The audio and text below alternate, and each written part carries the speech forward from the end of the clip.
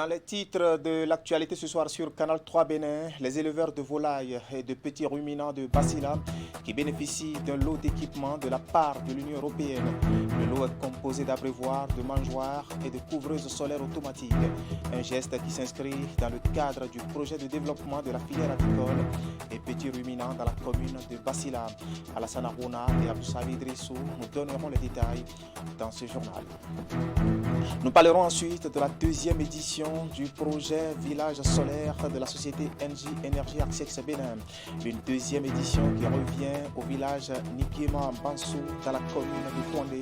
Nous sommes dans le département de l'Atakora. À cet effet, le collège d'enseignement général de la localité, tout comme le centre de santé de la zone, ont bénéficié d'une assistance matérielle de la part des organisateurs. Teddy Goudalo nous en parlera davantage dans cette édition.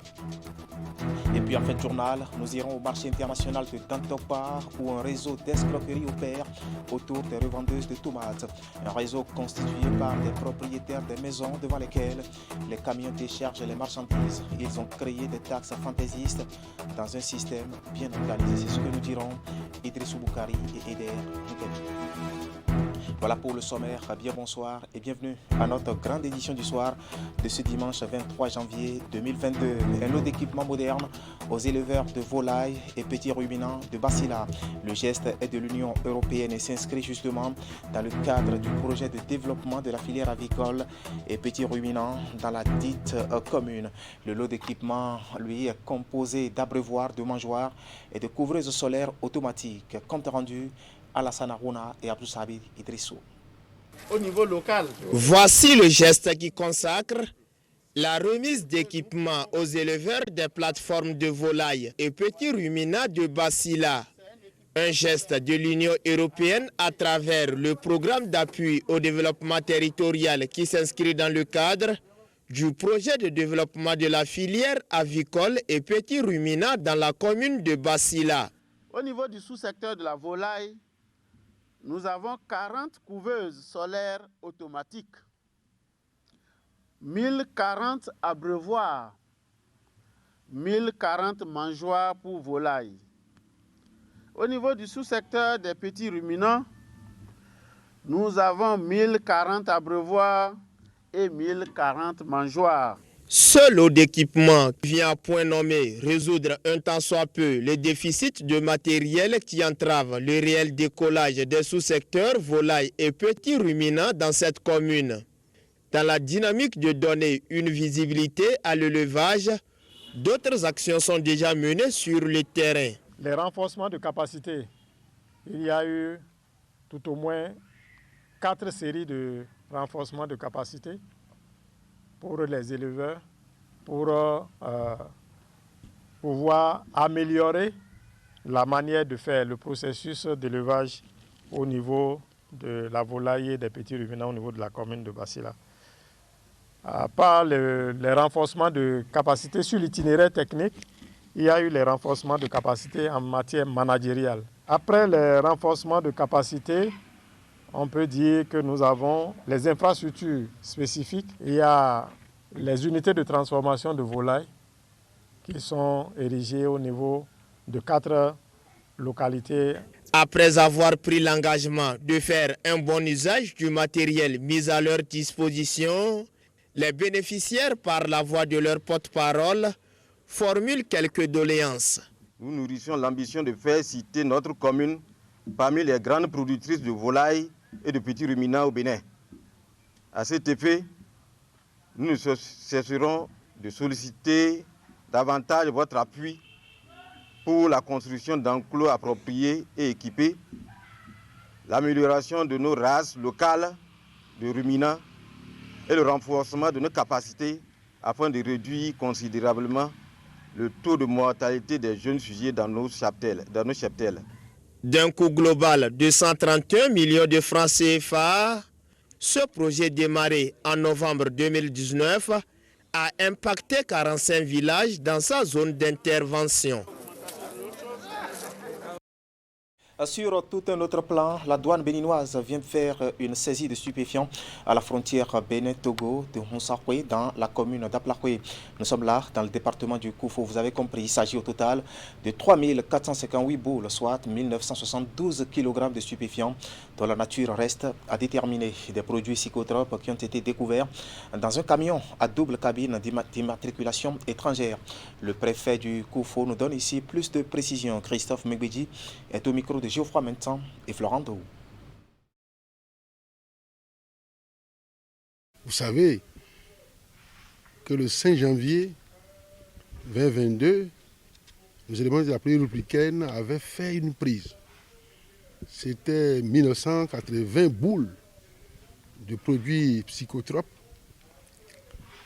Tout avait été convoyé à Cotonou pour les analyses et la suite à donner au dossier. Et le procureur était sur le terrain.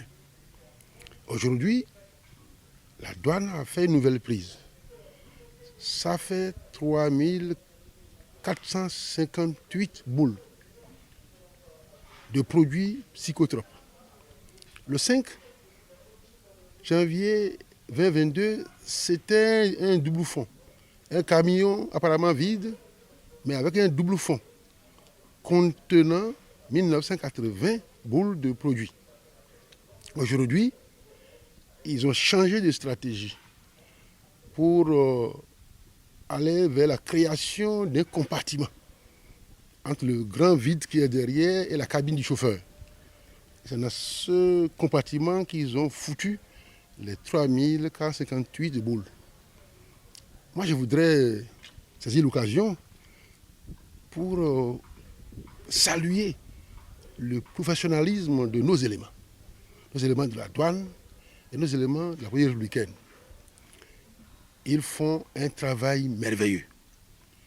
Et je voudrais aussi remercier le gouvernement qui a su leur donner une bonne formation. C'est des professionnels. Ils savent détecter les choses là où elles sont.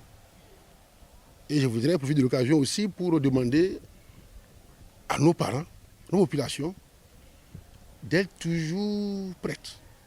Et je dis bien population, d'être toujours prêtes à fournir les renseignements qu'il faut à la douane, les renseignements qu'il faut à la police républicaine. Et nous tous allons trouver la paix.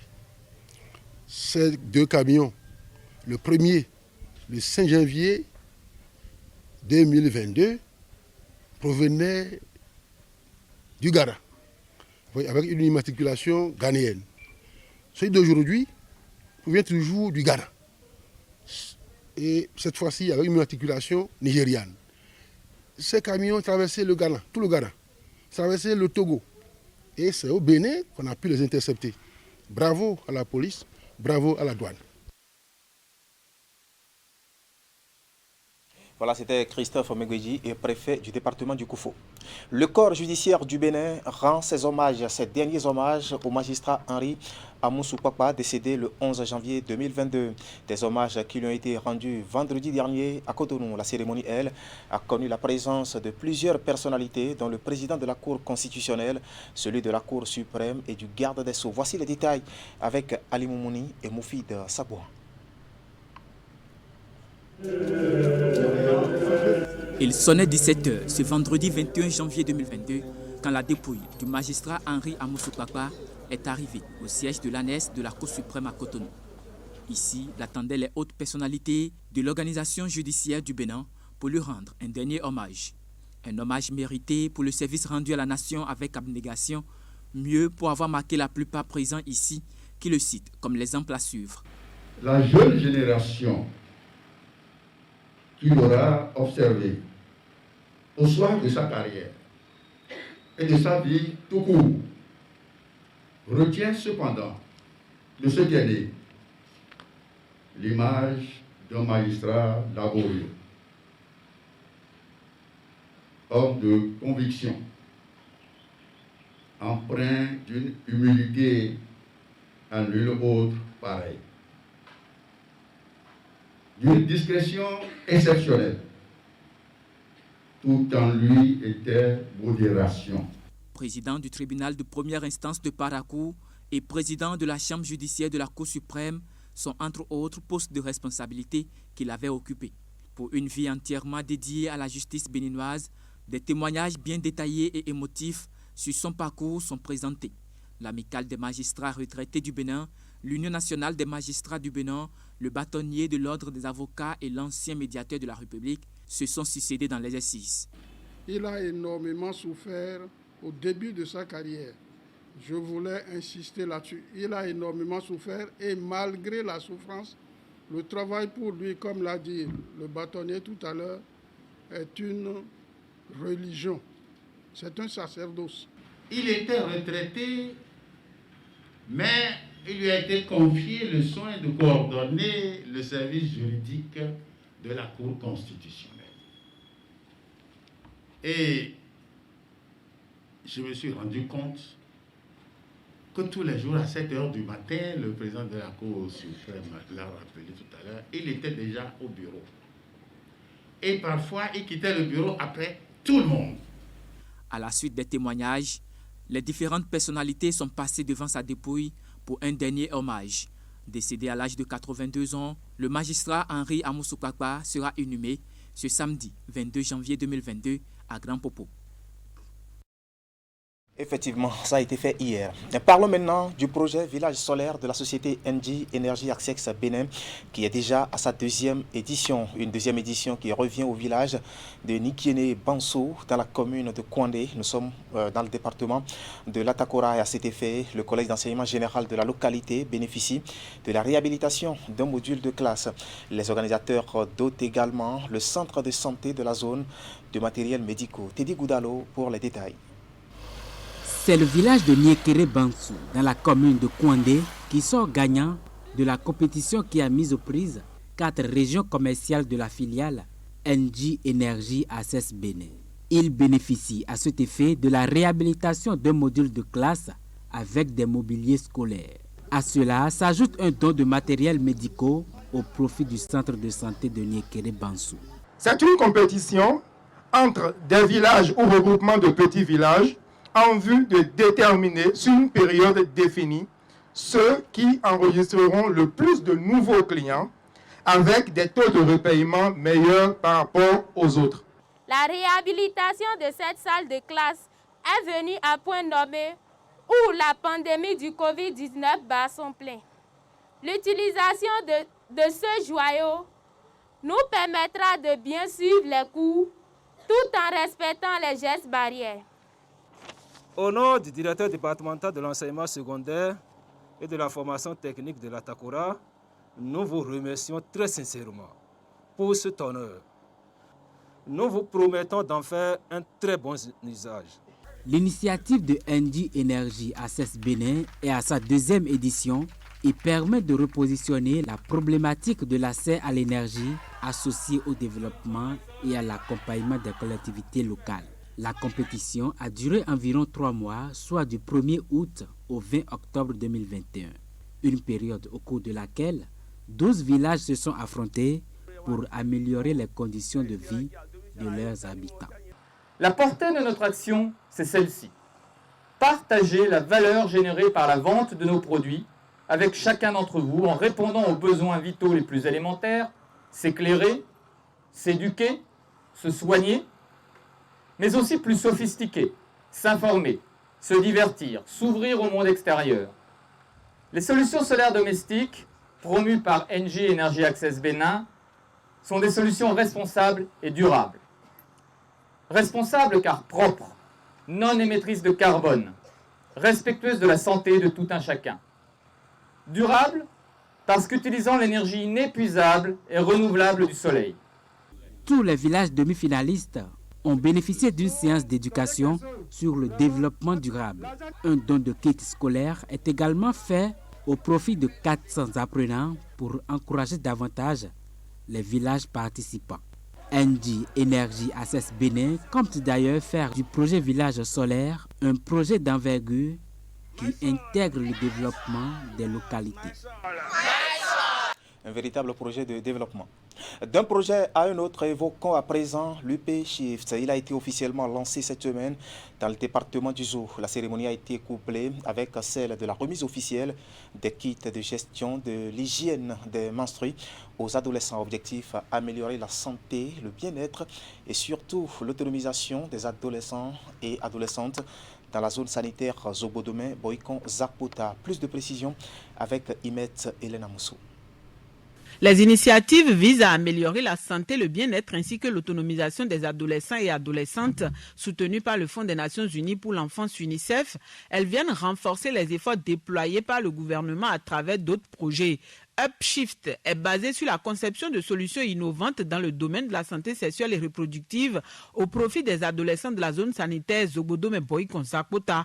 Son lancement est couplé avec la remise officielle de kits de gestion de l'hygiène menstruelle. Nous sommes donc heureux aujourd'hui d'apporter un appui additionnel à la zone sanitaire de Zoboza à travers un don de 56 000 serviettes hygiéniques de fabrication locale, fruit de notre collaboration avec la Fondation Claudine Talon, et 56 000 carnets de suivi des menstrues. Ce don d'un montant d'environ 50 millions de francs CFA permettra à 14 000 adolescentes de 51 collèges du Zou de bénéficier d'un kit de 4 serviettes hygiéniques réutilisables et d'un carnet de suivi des menstrues chaque. Les adolescents et jeunes constituent une frange importante de la population de notre pays. La recherche de solutions aux besoins en santé pour cette importante couche requiert une approche multisectorielle. C'est ce qui justifie la formulation des projets santé et bien-être des adolescents et Upshift. Il est également mis en place le laboratoire GHM. C'est un espace de dialogue mobile qui sera installé dans la cour de la mairie de Boikon 2 fois par an pendant 2 jours. Il va permettre aux agents de santé et autres personnes ressources d'apporter des conseils aux adolescents autour des menstrues. L'UNICEF œuvre depuis des années aux côtés du MES-TFP dans le domaine de la promotion de la scolarisation et de la protection des enfants, de la promotion d'une éducation de qualité, gage d'un développement harmonieux de notre pays, le Bénin. Il est nécessaire pour nous, tous acteurs de la protection des enfants, des filles, que nous consolidions davantage nos actions pour des interventions pertinentes allant dans le sens de la satisfaction des bénéficiaires et dans le sens de la vision du chef de l'État. Chères adolescentes et jeunes, connaître son corps est un moyen excellent pour planifier son avenir. Je vous demande d'entretenir ces outils de votre bien-être et surtout de combiner tout ceci avec les conseils et les orientations qui vous seront donnés. En plus d'inviter les bénéficiaires à faire un bon usage des matériels reçus et à profiter des opportunités offertes, les autorités et autres personnalités présentes ont aussi lancé un appel. Parents, autorités locales, religieuses et traditionnelles sont exhortés à instaurer le dialogue avec les adolescents et adolescentes afin de leur permettre de se confier librement. En cas de méconnaissance, tous sont priés de se rapprocher des centres de promotion sociale et des centres de santé qui disposent des meilleurs outils pour les accompagner. Nous allons faire maintenant une incursion dans les marchés où les usagers sont confrontés à d'énormes problèmes après les fêtes de fin d'année. Des problèmes liés surtout à la hausse de prix de certains produits de grande consommation et une clientèle qui se fait désirer. À tout ceci s'ajoute la crainte des usagers sur la polémique autour des nouvelles taxes contenues dans la loi de finances gestion 2022. Clément Tchadé et Rachid Souberou ont fait le tour de quelques marchés de Cotonou. Voici leur constat. Quelques jours après les fêtes de fin d'année, voici le visage que présente le marché de Ouédonou à Cotonou. Des hangars vides. Les usagers des marchés se raréfient avec une clientèle quasi inexistante chez certaines vendeuses des produits de première nécessité. Dans les marchés de Fifadi, Ménotin et bien d'autres, le constat est presque identique. Si certains commerçants tentent d'expliquer la situation, d'autres y voient l'effet d'une morosité économique entraînée depuis l'année 2021. Comme les prix augmentent là, on essaie de faire avec puisqu'on ne peut pas rester à la maison. Rester à la maison maintenant, ça ne peut pas te donner à manger. Tout est cher et on sort pour trouver un peu. Des fois, on doit dire que... Depuis des lustres, nous avons constaté qu'après les fêtes, les marchés s'animent difficilement. Ceci parce que pendant les fêtes, on profite pour beaucoup consommer. Conséquence, on constate un vide un peu partout. Je pense que c'est une situation particulière. Juste après les fêtes, c'est souvent comme ça. Donc, On s'y habitue.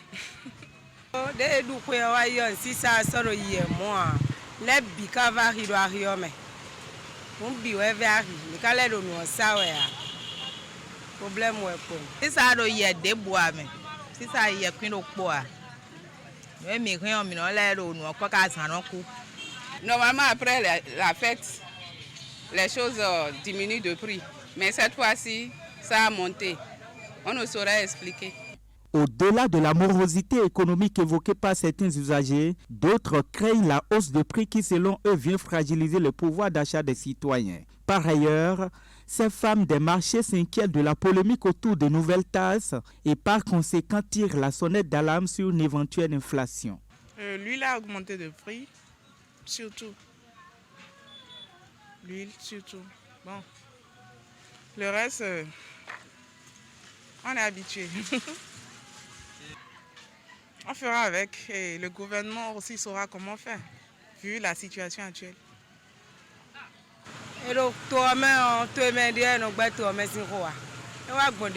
Partout. Après les fêtes, nous avons peu d'articles. Et comme nous avons assez dépensé, c'est un peu difficile en ce mois de janvier. Malheureusement, les gens n'achètent pratiquement pas. Mais on se débrouille. Effectivement, on a appris qu'il y aura de nouvelles tasses à payer. Nous sommes inquiètes, mais on n'a pas le choix. Nous allons respecter la loi du pays. Le président Talon travaille.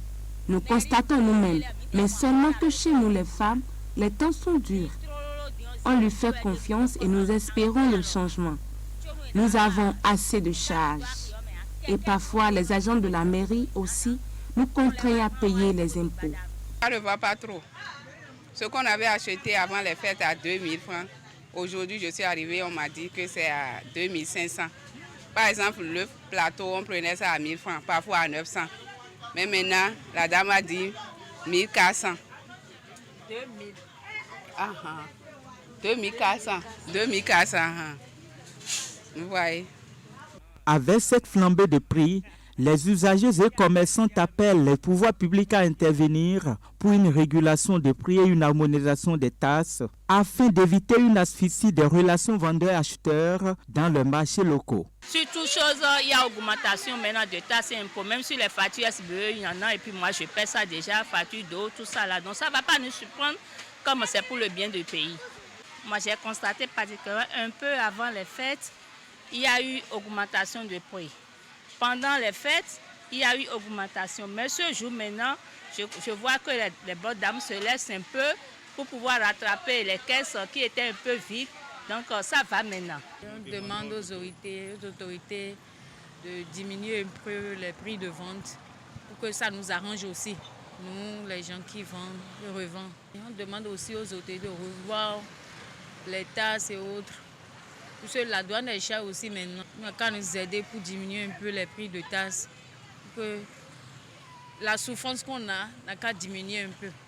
Une nouvelle année qui s'annonce dure au vu de cette situation dans les marchés. Le ministère en charge du commerce est donc invité à agir conformément à la réglementation en vigueur pour éviter l'impasse dans ces lieux d'échanges commerciaux et surtout contribuer au renforcement du panier de la ménagère.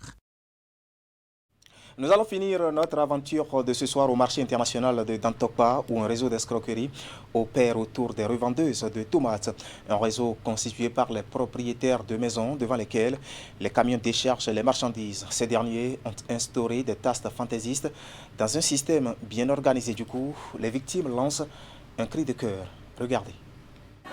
Dans ce secteur de vente de tomates dans le marché international de Dantokpa, c'est un réseau d'escroquerie qui règne à maître sans partage. Le président Talon, devant chaque maison où elles font décharger leurs marchandises avant de les livrer aux clients, un guichet occulte est ouvert aux vendeuses de tomates. La taxe à payer sur chaque panier est non négociable. Ce qui se passe maintenant est que par panier, ils prennent 100 francs. Et ils enlèvent plus de 18 tomates dans un seul panier. Les bonnes dames qui viennent acheter chez nous, ils prennent 500 par panier chez eux, même parfois 2000 s'il y a la vente. Par jour sur le marché de Dantokpa, il y a plus de 6000 paniers. Regardez. Avant ça, là, au moins ça charge plus de 400 paniers. Alors qu'il y a déjà plus de 10 jus neufs qui sont déjà déchargés partis. Alors qu'un jus neuf charge quelque chose de 60 paniers.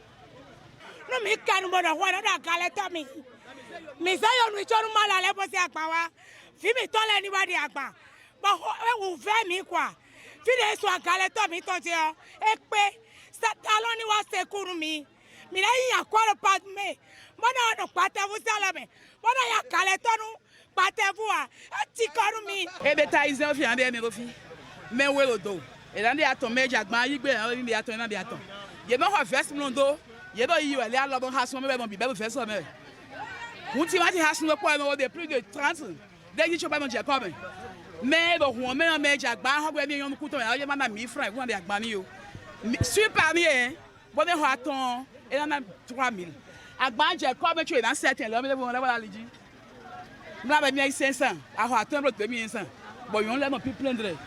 Bon, on va au chemin à Bougar, il y a un mot de haut, mimbo, verser aussi. Des fois, il y a un baba, il y a un salle, il y a un chali, il y a un good moment négocié, on sait comment on peut faire. Donc, il y a un coup, il y a un jodo. Bon, on va dans le salle.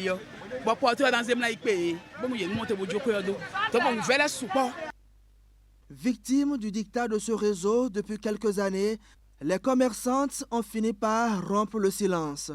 À la taxe sur chaque panier de tomates, les camions de transport ont aussi leur prix. Rien n'échappe aux propriétaires de maisons ici. Une bonne affaire pour eux, ayant fait des activités de ces dames, une vache à lait qui commence à perdre du poids. En cas de résistance, la réaction est parfois violente.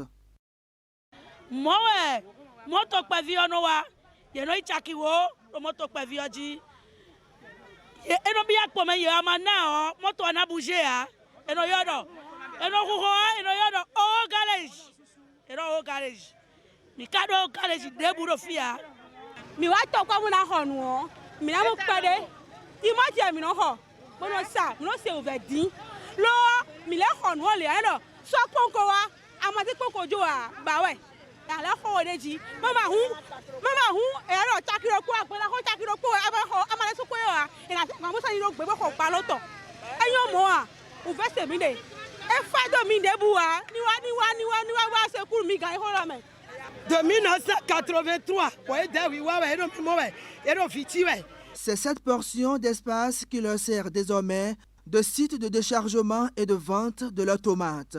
Un lopin de terre qui n'a pas la capacité d'abriter le nombre de vendeuses, leurs marchandises et leurs clients. La société de gestion des marchés autonomes, ayant connaissance de la souffrance de ces dames, est appelée à jouer convenablement son rôle au fin de leur permettre de mener leurs activités dans de bonnes conditions. Non, ce qu'on veut, on veut la libération. Nous sommes au nombre de 600 jusqu'à 700 personnes dans l'organisation. On demande, on supplie la Sogema pour qu'ils nous élargissent la place pour qu'on vende. Donc ce qu'on veut maintenant, l'État n'a qu'à nous aider à s'en sortir. Parce que nous, les vendeurs de tomates, on souffre. On a fait des prêts dans les banques, on n'arrive même pas à payer. Un cri de cœur dont la réponse permettra de fermer définitivement les guichets ouverts dans l'ombre pour faire fortune et fragiliser le commerce de ces dames. Voilà, un réseau d'escroquerie dénoncé donc. Et c'est l'essentiel à retenir ce soir de l'actualité sur Canal 3 Bénin. Toute l'équipe technique et celle de la rédaction qui m'accompagne vous remercie de nous avoir suivis. Retrouvez l'actualité dans un format beaucoup plus grand demain, lundi à partir de 7h. Et c'est l'émission Actu Matin. Bonne fin de week-end à toutes et à tous.